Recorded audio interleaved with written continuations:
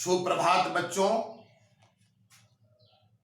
अपना संकल्प के 10th बायोलॉजी के क्लास में आपका पुनः एक बार स्वागत है। हम लोग पिछले क्लास में नियंत्रण और समन्वय, कंट्रोल एंड कोऑर्डिनेशन चैप्टर को शुरू किए थे और उसमें हम लोगों ने पौधों में पाए जाने वाले विभिन्न प्रकार के गतियों का अध्ययन किया था। बच्चों, जैसा कि मैं पहले भी आपको बता चुका हूं कि पौधों में नियंत्रण और समन्वयन के लिए कोई तंत्रिका तंत्र नहीं पाए जाते हैं। जिस प्रकार आपके शरीर में तंत्रिकाओं का एक जाल है जो मस्तिष्क और मेरुरज्जु द्वारा कंट्रोल होती है, उस तरह के कोई भी तंत्रिका तंत्र पौधों में नहीं पाए जाते हैं। सवाल ये उठता है कि जब तंत्रिका तंत्र नहीं पाए जाते हैं तो फिर कंट्रोल कैसे होता है। आपको मैं बताया था शुरुआती दौर में कि नियंत्रण और समन्वयन के दो टाइप हैं, दो प्रकार हैं, दो पद्धतियां हैं। एक तंत्रिकीय नियंत्रण और दूसरा रासायनिक नियंत्रण। तो जब पहला तंत्रिका तंत्र की उपलब्धता नहीं है तो बिल्कुल स्पष्ट है कि पौधों में नियंत्रण और समन्वय का कार्य रासायनिक नियंत्रण पद्धति से होगा। अब रासायनिक पदार्थ जो पौधों में, जंतुओं में भी बनते हैं, वे क्या हैं? तो आपको पता है कि उसे हम लोग हार्मोन का नाम देते हैं। इस प्रकार पौधों में होने वाले नियंत्रण और समन्वयन के लिए पौधों में उत्पन्न होने वाले हार्मोन जो रासायनिक प्रकृति के होते हैं के माध्यम से होता है। साथ ही साथ कुछ वृद्धि नियंत्रक, ग्रोथ रेगुलेटर्स हैं जो उसके नियंत्रण और समन्वयन को प्रभावित करते हैं। ये हार्मोन विशेष प्रकार के होते हैं जो केवल और केवल पौधों में ही पाए जाते हैं। अब यह भी सवाल उठता है कि हार्मोन का उत्पादन क्या पौधों के हर जगह होते हैं? पौधों के इनसाइड हर सभी जगह ये हार्मोन बनते हैं? आप जान लें कि ऐसा नहीं होता है। हार्मोन का उत्पादन कुछ खास जगहों या अंगों में ही होते हैं जो विसरण की क्रिया द्वारा विसरित होकर पौधे के डिफरेंट अंगों और डिफरेंट स्थानों को जाते हैं और नियंत्रण और समन्वयन जैसी क्रिया को कंडक्ट करते हैं। आइए हम इसको भाषा के रूप में देखें। पौधों में जैविक क्रियाओं के नियंत्रण और समन्वय के लिए तंत्रिका तंत्र नहीं पाए जाते हैं। ये बिल्कुल दिमाग में आप सेटअप बना लें। पौधों में नियंत्रण और समन्वय का कार्य उनके अंदर बनने वाले रासायनिक पदार्थों, ये रासायनिक पदार्थ जिसे पादप हार्मोन या फाइटो हार्मोन कहा जाता है, के माध्यम से या वृद्धि नियंत्रक ग्रोथ रेगुलेटर्स के माध्यम से। ये ग्रोथ रेगुलेटर्स, वृद्धि नियंत्रक क्या है? कार्बनिक यौगिक है। यह भी क्या हो गया? रासायनिक प्रकृति का हो गया। इस प्रकार पौधों में संपूर्ण नियंत्रण की गतिविधियां या तो पादप हार्मोन द्वारा संपन्न होती है या फिर वृद्धि नियंत्रक रसायनों द्वारा। इस प्रकार दोनों के दोनों प्रकृति रासायनिक है, इसलिए पौधों में होने वाले नियंत्रण और समन्वय पूरी तरह रासायनिक नियंत्रण और समन्वय के अंतर्गत आते हैं। पादप हार्मोन का उत्पादन पौधे के विशिष्ट अंगों या स्थानों में ही होते हैं और वे विसरण द्वारा पौधे में विसरित होकर नियंत्रण और समन्वय का कार्य करते हैं। ये पौधों में होने वाले रासायनिक नियंत्रण की पृष्ठभूमि है जो आपको पहले जानना था। अब हम लोग देखेंगे कि पादप हार्मोन कितने प्रकार के हैं, उनका उत्पादन कहाँ होता है, उनकी रासायनिक प्रकृति क्या है और वे पौधे में किस प्रकार के नियंत्रण और समन्वय के लिए उत्तरदायी होते हैं। जैसा कि मैं बताया कि पौधों में रासायनिक नियंत्रण होता है और यह रासायनिक नियंत्रण उनमें उत्पन्न होने वाले हार्मोन के द्वारा होता है। हार्मोन की रासायनिक प्रकृति उसके लिए उत्तरदायी होती है, उसकी रासायनिक क्षमता और उसकी प्रतिक्रिया नियंत्रण और समन्वय के लक्ष्य को पूरा करती है। अब सवाल, एक छोटा सा सवाल कभी कभी पूछ देता है कि पादप हार्मोन क्या है या फाइटो हार्मोन क्या है, तो आप उसको इस रूप में प्रकट कर सकते हैं। पौधों की विभिन्न जैविक क्रियाओं के समन्वय और नियंत्रण के लिए पौधों में उत्पन्न रासायनिक पदार्थ उत्तरदायी होते हैं, जिसे पादप हार्मोन या फाइटो हार्मोन कहा जाता है। यह स्वतंत्र क्वेश्चन के रूप में भी, संक्षिप्त क्वेश्चन, लघु अति लघु उत्तरीय प्रश्न में पूछता है। अब हम ये महसूस करेंगे कि नियंत्रण और समन्वय की क्रिया किसी भी सजीव में एक जटिल प्रक्रिया है।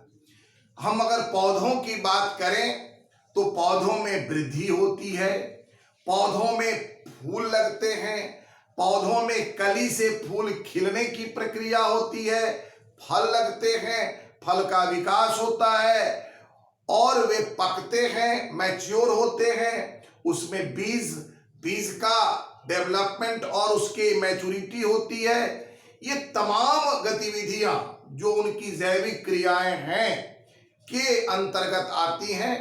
तो क्या सभी प्रकार के गतिविधियों, सभी प्रकार के जैविक क्रियाओं के लिए एक ही प्रकार के हार्मोन उत्तरदायी होते हैं? निश्चित रूप से नहीं। पौधों में संपन्न होने वाली अलग अलग परिस्थितियों, उनकी अलग अलग जरूरतों, अलग अलग जैविक क्रियाओं के लिए अलग अलग प्रकार के हार्मोन पाए जाते हैं। तो पौधों में कुल जो हार्मोन उत्पन्न होते हैं, उनके यदि रासायनिक कंपोजिशन को देखें, रासायनिक संगठन को देखें और उनके द्वारा किए गए कार्य और उसके क्रियाविधि को देखें, तो हम पाते हैं कि इस आधार पर हार्मोन की रासायनिक संरचना और उसके कार्य या क्रियाविधि में उसकी भूमिका, इन दोनों को आधार मानकर अगर देखा जाए तो पादप हार्मोन कुल मिलाकर 5 प्रकार के होते हैं। 5 भागों में कुल पादप हार्मोन को बांटा जाता है, जिसमें पहला है ऑक्सिन। ये सभी के सभी समूह हैं, हर एक समूह में बहुत सारे हार्मोन हो सकते हैं। पहला है ऑक्सिन, दूसरा है जिबरेलिन, तीसरा साइटोकाइनिन, चौथा एब्सिसिक अम्ल और 5वां एथिलीन। ये 5 वर्ग हैं पादप हार्मोन के और हर एक वर्ग में एक से अधिक हार्मोन का उत्पादन होता है। अब हम लोग एक एक हार्मोन को देखेंगे, उसकी रासायनिक संरचना को देखेंगे, उसके रासायनिक प्रकृति को देखेंगे और वह पौधों में किस भूमिका में अपने नियंत्रण और समन्वय के कार्य को संपन्न करती है, उसकी भूमिका क्या होती है, इसको देखेंगे। हम लोगों ने जिन 5 कैटेगरी में, 5 समूहों में पादप हार्मोन को बांटा है, उनमें पहला समूह या पहली कैटेगरी है ऑक्सिन की। यह पौधों में उत्पन्न होने वाले जितने भी हार्मोन हैं, उन सभी हार्मोनों में सबसे प्रमुख पादप हार्मोन है। अब आप पूछेंगे कि सबसे प्रमुख क्यों?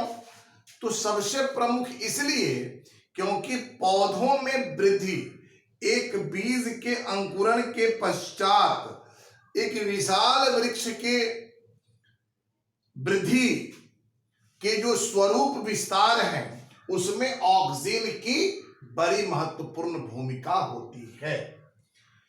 वृद्धि, पौधे की वृद्धि के लिए यह रिस्पॉन्सिबल होता है, यह पौधे के वृद्धि के लिए उत्तरदायी होता है। अब हम इस श्रेणी के कुछ हार्मोनों का नाम अगर लें तो एंडोल एसिटिक एसिड इसके सबसे महत्वपूर्ण हार्मोन है।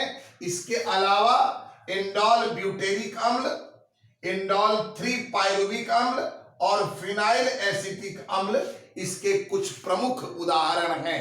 ऑक्सीन एक कैटेगरी है जिसमें ये सभी अलग अलग हार्मोन हैं। सभी हार्मोन अपने विशिष्ट रासायनिक गुण से युक्त होते हैं और उस गुण रासायनिक गुण धर्म के आधार पर अपने प्रतिक्रिया द्वारा पौधों में नियंत्रण और समन्वय के कार्य को संपादित करते हैं।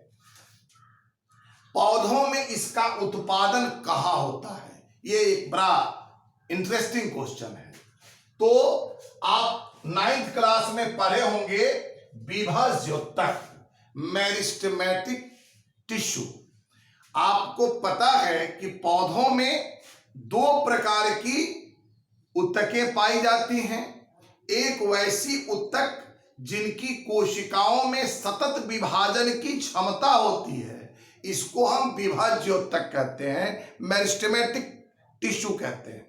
और दूसरी वैसी टिश्यू या दूसरा वैसा उत्तक जिसके कोशिकाओं में विभाजन की क्षमता समाप्त हो चुकी होती है, विभाजन की क्षमता नहीं होती है, ऐसे उत्तक को हम परमानेंट टिश्यू कहते हैं। तो पौधे के जो विभाज्योतक क्षेत्र हैं, मेरिस्टेमेटिक रीजन है, उसमें इसका उत्पादन और उपस्थिति होता है। अब थोड़ा सा आप चिंतन करें कि एक बीज का जब अंकुरण होता है तो उसके मूलांकुर हो या प्रांकुर हो, दोनों के दोनों रचना विभज्योतक ही होते हैं। मतलब बीज से पौधे बनने के क्रम की जो पहली प्रक्रिया है, अंकुरण के पश्चात जो फर्स्ट स्ट्रक्चर बनता है, जो प्रथम रचनाएं बनती हैं, उन रचनाओं में पूरी की पूरी कोशिका विभज्योतक होती है। इस प्रकार आरंभिक दौर में विभज्योतक रीजन में इस ग्रुप के हार्मोन का उत्पादन होता है और उसके प्रभाव क्या होते हैं। विभज्योतक में जैसा मैं बताया कि वैसे उत्तक हैं जिनके कोशिका में सतत विभाजन की क्षमता पाई जाती है। यह विभाजन इस हार्मोन के द्वारा कंट्रोल और कोऑर्डिनेट की जाती है। कोशिका विभाजन, जैसा कि आपको पता है कि किसी भी सजीव के विकास में उनके कोशिकाओं के विभाजन की बड़ी महत्वपूर्ण भूमिका होती है। सिमिलरली पौधों में भी कोशिका विभाजन और कोशिका दृढ़न, cell division and cell elongation, ये 2 ऐसी घटनाएं हैं जो उनके वृद्धि के प्रमुख आधार हैं और ये दोनों क्रियाएं इसी ऑक्सीन द्वारा नियंत्रित और समन्वित होती हैं। कोशिका विभाजन, कोशिका दृढ़न द्वारा तना और जड़ के विकास, साथ ही साथ अब ये मान लीजिए कि ये तना हो गया, अब इससे एक शाखा का उत्पादन होना, ये जड़ एक बन गई, इससे सहायक जड़ों का उत्पादन होना है। तो इस प्रकार तना के शाखाओं और सहायक जड़ों के उत्पादन में भी चूंकि यह वृद्धि का भाग है, इसलिए ऑक्सीन की भूमिका होती है। तो नई शाखाओं, नए तना शाखाओं और नई जड़ों के उत्पादन में सहायक होता है। साथ ही साथ इसके और भी 2 छोटे छोटे भूमिका हैं।